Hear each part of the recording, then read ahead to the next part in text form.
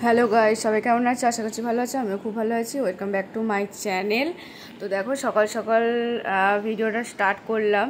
তো আজকের ওয়েদারটা প্রচণ্ড গরম, কিন্তু মেঘ মেঘও করছে, কিন্তু বৃষ্টি হয়নি এখনও পর্যন্ত। আর দেখো, আমি স্নান টান করে রেডি হয়ে নিয়েছি। আর এমন ওয়েদার বাজে, কখনো মেঘ কখনো বৃষ্টি, কিন্তু প্রচণ্ড গরম। তো জামা কাপড়ও ঠিক করে শুকাচ্ছে না। তোমাদের ওখানে কোথায় কি বৃষ্টি হচ্ছে আমাকে একটু জানিও। আর বর্ষাকাল নামেই পড়েছে, 2 দিন বৃষ্টি হয় আর 10 দিন বৃষ্টি হয় না। তেমনি গরম, বর্ষাকালে এরকম কখনো হয় না, এরকম এই ফার্স্ট টাইম হচ্ছে যে বৃষ্টি নেই বললেই চলে। তো দেখো, খুবই খারাপ অবস্থা। আর আর আমাদের একটা ইনভিটেশন আছে, যার জন্য আমরা সবাই মিলে, অনেক গ্রুপ মিলে সবাই মিলে যাব। ওই জন্য দেখো, আমি স্নান টান করে নিয়েছি, ভালো করে শ্যাম্পু করে নিয়েছি, কারণ সকাল সকালই বেরোতে হবে, সেই কারণে। দেখো, সেটার জন্য আমি প্রিপারেশান শুরু করে দিয়েছি। একটা জুতো ছিল, জুতোটা দেখো, সুন্দর জুতোটা, কিন্তু এরকম জুতো আমার খুবই ভালো লাগে, এটা আমার ফেভারিট জুতো। আর দেখো, জুতোর সামনের দিকটা দেখছি এরকম রং চটে গেছে, মানে ছাল ছালে উঠে গেছে। আমি কি করেছি, একটা নেল পালিশ, কালো রঙের নেল পালিশ দিয়ে জুতোটা আমি পালিশ করেছি। তো দেখো, আমার ফাইনালি কমপ্লিট হয়ে গেছে এটা। তো কেমন লাগছে দেখো, পুরো মনে হচ্ছে কি নতুন জুতো। দেখো, আমি ভালো করে জুতোটা রং করে নিয়ে এত সুন্দর হয়েছে, পুরো নতুন মনে হচ্ছে একেবারে। কারণ একটুখানির জন্য জুতোটা কি ফেলে দেওয়া যায়, তোমরাই বলো বন্ধুরা। তারপরে আমি রান্না করে নিয়েছিলাম ডিমের পোচের ঝোল। তো এইটা আমার খুবই ভালো লাগে খেতে, আমার ফেভারিট, আমার বরেরও ফেভারিট, যার জন্য আমি বারবার এই রান্নাটা করি। আমার ডিমের ডালনা থেকে এটা বেশি ভালো লাগে। তো তোমরা কারা কারা এরকম রান্না করো আমাকে অবশ্যই জানিয়ে কমেন্টে। আর দারুণ টেস্টি হয়।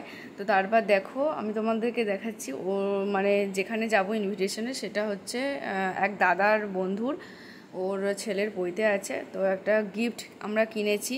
তো দেখো, গিফটটা আর ভালো করে ভিডিও করা হয়নি, তো ওটা প্যাকিং করা হয়ে গেছে।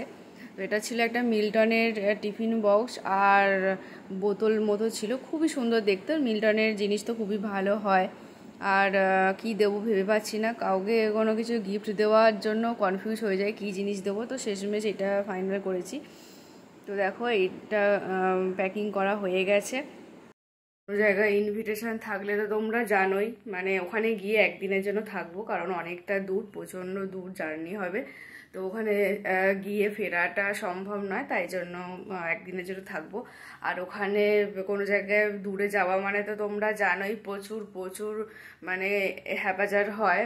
আর জিনিসপত্র একদিনের জন্য থাকা মানে জিনিসপত্র শেষ নেই, কোনটা জিনিস ছেড়ে কোনটা জিনিস নেবো বুঝে পাই না।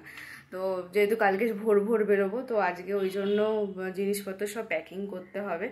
তো কী কী নেবো ওটাই ভেবে পাচ্ছি না, কী পরবো না পরবো, অনেক দূর যেহেতু, সেই জন্য সেরকম ভালোভাবে রেডি হয়ে যাওয়া যাবে না।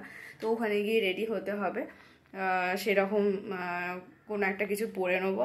আর ওখানে গিয়ে ভালোভাবে রেডি হব। তো ওটাই ভাবছি যে ওখানে গিয়ে রেডি হওয়ার জায়গা হবে কি না। বুঝতেই পারছো, অনুষ্ঠান বাড়িতে প্রচুর লোকজন থাকবে, তো যার জন্য আজকে ভাবছি কি নেব না নেব। তো দেখি কি নেব, তোমাদের সাথে শেয়ার করব। আলু ভাজা করে নিয়েছিলাম, ভেন্ডি আলু ভাজা খেতে আমার খুব ভাল লাগে। তো যেহেতু 2 দিন থাকবো না, সেই কারণে ভাবলাম যে ভেন্ডিটা একটুখানি খারাপ হয়ে যাচ্ছে, তো ভেন্ডিটা করে নিলাম। আর এই গরমের মধ্যে কোনো জায়গায় যাব কি, খুবই মানে খুব জার্নি হলে আর কোনো জায়গায় থাকার হলে গরমেতে খুব ভালোই লাগে না কোনো জায়গায় যেতে। তোমার যেটা কি আমার মতো অবস্থা হয়, আমাকে একটুখানি কমেন্টস করে জানিও, ঠিক আছে? কার কার আমার মতো অবস্থা হয় একটুখানি কমেন্টস করে জানিও। এই গরমেতে কার কার যেতে ইচ্ছা করে না কোনো অনুষ্ঠান বাড়িতে। আমার তো একদমই ভালো লাগে না কোনো জায়গায় যেতে, কারণ এই গরমের মধ্যে কি রেডি হব না হব, আর রেডি হলেও তো কিছু রেডিও হওয়া যায় না, রেডি হলে সেটা আবার ঘেমে যায়, তো যার জন্য ভালোও লাগে না। তো কার কার আমার মতো অবস্থা হয় আমাকে কমেন্টস করে জানিও। তো দেখো, আমি খেয়ে নিচ্ছি, খেয়ে দিয়ে তারপর কথা বলছি। টাটা। দেখো, আমার ফাইনালি জুতোটা ডেকোরেশন করা কমপ্লিট হয়ে গেছে, কি সুন্দর লাগছে দেখো, দেখে মনেই হচ্ছে না যে ওটা মানে ওরকম অবস্থা ছিল। দেখো কি ভালো লাগছে, আমার নিজেরই খুব ভালো লাগছে। জুতোটা আবার নতুন করে প্রেমে পড়ে গেলাম, এতটা ভালো লেগেছে আমার। তো দেখো, তারপর জুতোটা আমার পায়ে দিয়ে দেখো কেমন কি সুন্দর লাগছে। জুতোটা আমি একটুখানি পরে দেখে নিচ্ছি কেমন লাগছে।